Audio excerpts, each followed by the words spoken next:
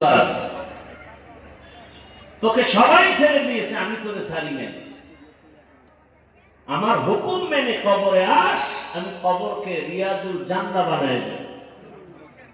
হাসরে দাঁড়াবি, হাসতে হাসতে খুশি মনে সূর্যের গরম লাগার আগেই আরশে আজিমের ছায়ায় ঢুকে যাবে। আলহামদুলিল্লাহ। রাসূলের সাথে একাত্রে জান্নাতে যাবি। সেই পজিশনটা ঠিক করতেই তো আমি রাসূল পাঠাইছি, কিতাব পাঠাইছি।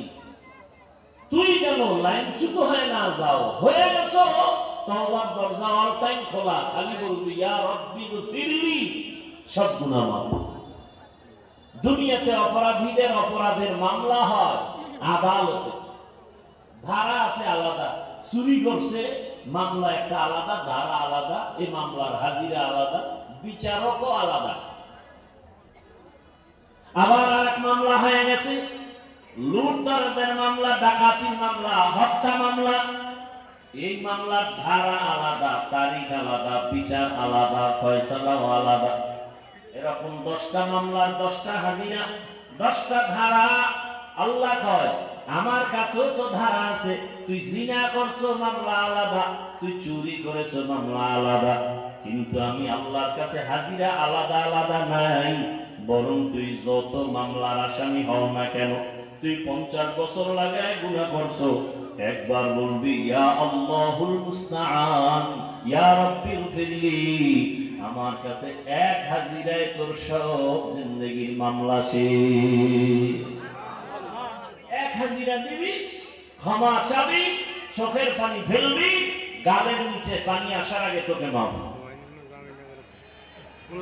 আমি আল্লাহর আযাবের ভয়ে পাথর কান্না করে, তোর কলিজাটা এত শক্ত কেন? তুই কি পাথরের চেয়েও খারাপ? ثم قست قلوبكم من بعد ذلك فهي كالحجارة أو أشد قسوة। আল্লাহর আযাবের ভয়ে পাথর পর্যন্ত কান্না করে। তুমি মানুষ, তুমি তো নরম, তোমার তো শক্ত বানাই নাই। ওয়াখুলিকাল ইনসানু যায়ীফা, আমি তোরে বড় নরম করে বানাইছি না, তুই এত শক্ত কেন হয়েছো? আয় দরজায় ফিরিয়া আয়, আমার রহমতের দরজা ছাড়া আর কোন দরওয়াজা নাই। হাদিসের ব্যাখ্যা, দুনিয়ার সবাইকে অসন্তুষ্ট করা যাবে, আল্লাহকে অসন্তুষ্ট করা যাবে না। দুনিয়ার সবার হুকুম অমান্য করা যাবে, আল্লাহর হুকুম অমান্য করা যাবে না। আল্লাহ তাআলার হুকুম যত অমান্য করেছি, আল্লাহ আমাদের সবাইকে মাফ করে দেন, হেদায়েতের মালা গলায় পরায় দেন।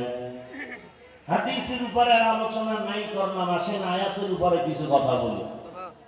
ওয়ামা খালাকাতুল জিন্না ওয়াল ইনসা ইল্লা লিয়াবুদুন।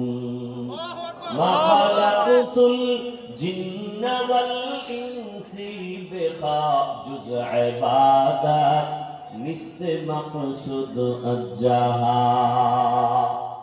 তরজমা বলে ফেলছি, এবার ব্যাখ্যা শুনেন কিছু। আল্লাহ বলেন আমি মানুষ ও জিনকে সৃষ্টি করি নাই। হ্যাঁ করেছি, কিসের জন্য? কথা বলেন। ইবাদতের জন্য। কিসের জন্য? ইবাদতের জন্য। আচ্ছা, তো ডাইরেক্ট বললেই তো হইতো যে আমি মানুষ ও জিনকে ইবাদতের জন্য বানাইছি। প্রথমে কেন বললেন আমি জিন ও ইনসান সৃষ্টি করি নাই? হ্যাঁ করেছি, ইবাদতের জন্য। ঘুরাইয়া কেন বলেছেন আমার আল্লাহ? ফি'লুল হাকিম লা ইয়াখলু আনিল হিকমাহ, হাকিমের কোন কাজ হিকমত থেকে খালি না। আল্লাহ কেন বললেন? বলে দুনিয়ার মানুষ তোমার জেহেন আর অন্তর খালি করে ফেলো। তোমাকে দুনিয়াতে বানানোই হয় নাই, কথার উপরে এক হয়ে যাও। এইবার জেহেন খালি করে খেয়াল করো, তোমাকে বানানো হয়েছে ঠিক, তোমার জীবনে মৃত্যু পর্যন্ত কাজ একটা। তোমার জীবনে 2 কাজ নাই। কয় কাজ? এক কাজ। কাজের নাম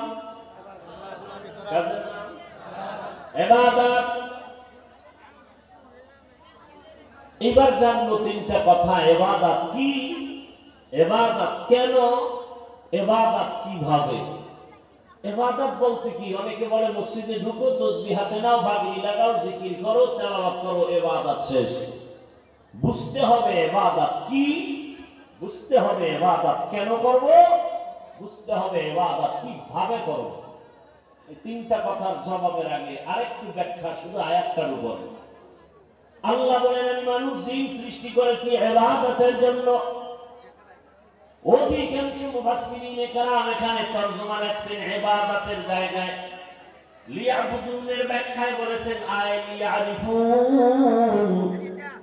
আরাফা ইয়ারিফু থেকে মারিফাত, মারিফাত মানে পরিচয় লাভ করা। কার পরিচয়?